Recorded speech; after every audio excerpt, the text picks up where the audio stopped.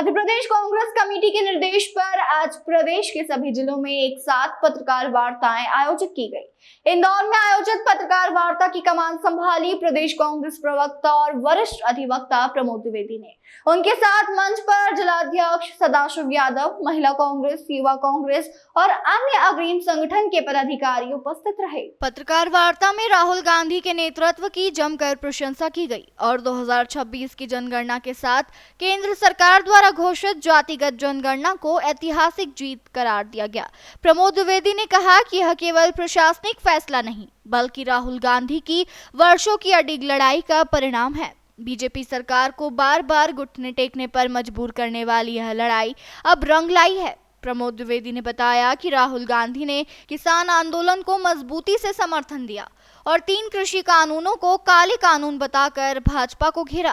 अंततः सरकार को ये कानून वापस लेने पड़े। वहीं लोकसभा में राहुल गांधी ने योजना की खामियों पर तीखा हमला किया।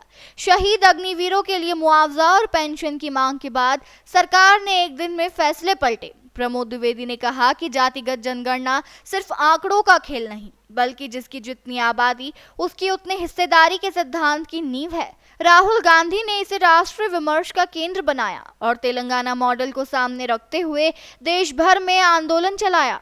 अंत में कांग्रेस प्रवक्ता ने कहा कि मध्य प्रदेश की धरती से राहुल गांधी को सलाम करते हुए हम गर्व के साथ कहते हैं कि यह लड़ाई अभी खत्म नहीं हुई है।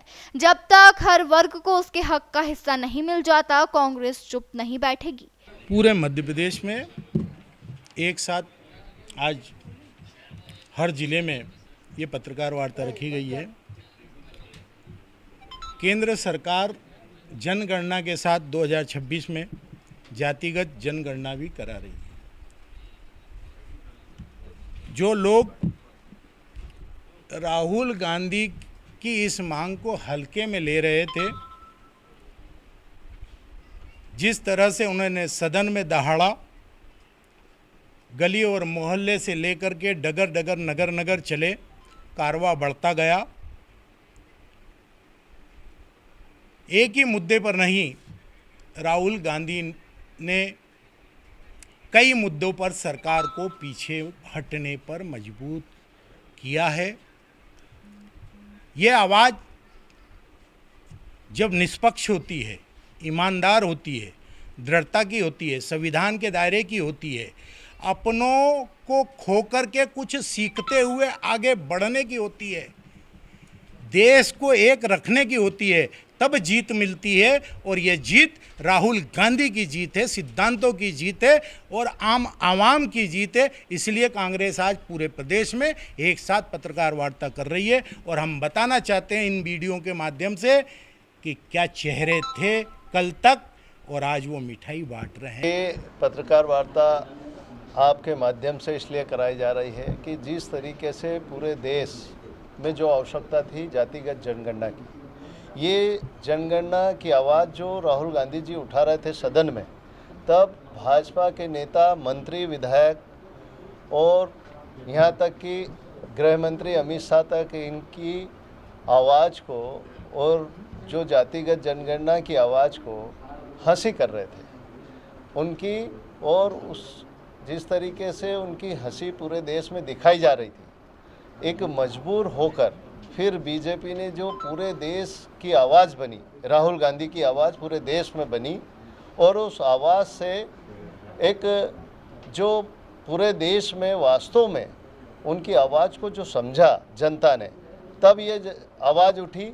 तब कहीं न कहीं नरेंद्र मोदी जी को ये मालूम पड़ा कि वास्तव में देश में जातिगत जनगणना की जो आवाज़ उठ रही है वो सही है, हमें भी मजबूरन उन्होंने कराना पड़ी। जातिगत जनगणना का मेन उद्देश्य है कि जो भी जिस तरीके से जो समाज है, जो जात है, उस हिसाब से उसको उसका अधिकार मिलना चाहिए। इसलिए यह जातिगत जनगणना कराई जा रही है। तो ये जातिगत जनगणना कोई बीजेपी ने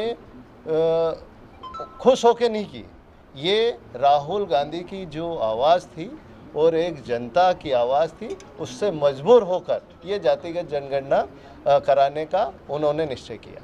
तो ये जातिगत जनगणना से निश्चित तौर से जो गरीब है, जो आदिवासी है, जो पिछड़ा वर्ग है, जो हरिजन है, जो एसटी से हैं, ये सबको उसका लाभ मिलेगा। इसलिए ये जातिगत जनगणना कांग्रेस की आवाज़ थी, वो ये लागू हुई। इसलिए ये आज जो बीजेपी जो इसको एक साहसिक कदम बता रही है नरेंद्र मोदी जी का, लेकिन साहसिक कदम नहीं है, ये बुजदिली का कदम है कि कांग्रेस आवाज़ उठा रही थी, उसका परिणाम। इंदौर से द नेशन टाइम की रिपोर्ट।